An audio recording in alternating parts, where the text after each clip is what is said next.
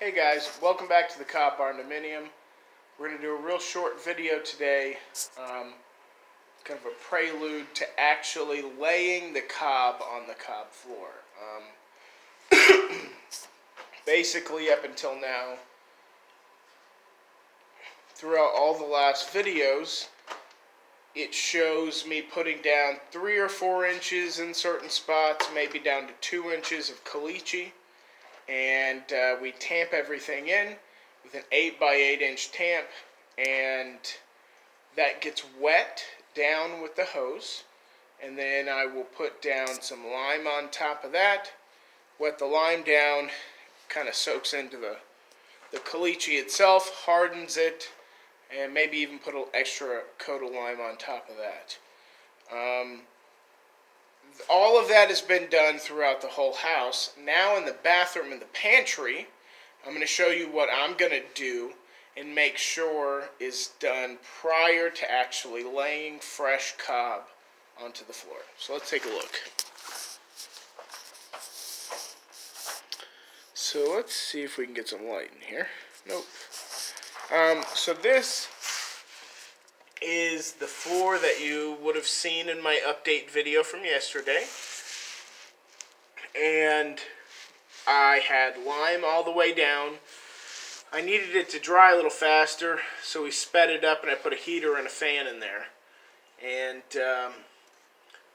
I have now taken a bunch of extra cob and spread it across the surface. It was drier, so I wet it down and then kind of went in there and slid around on my foot and got all the mud adhered to that hard-packed lime surface that had been tamped. And I didn't do the same process in the pantry, which we'll take a look at, but that's because we had been cobbing in there for the last couple of months since I actually finished that lime surface.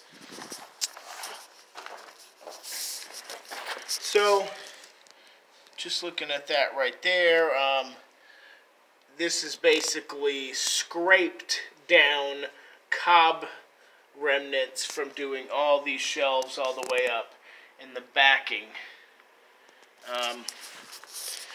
So basically what we'll do now is probably tomorrow I'm going to spray it all down beforehand, make sure it's ready, and then we're going to lay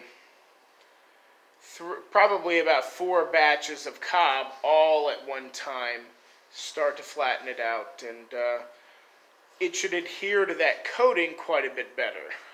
The bathroom and the pantry are going to be different methods than we use for the open floor in the kitchen, the living room, and the little bedroom nook.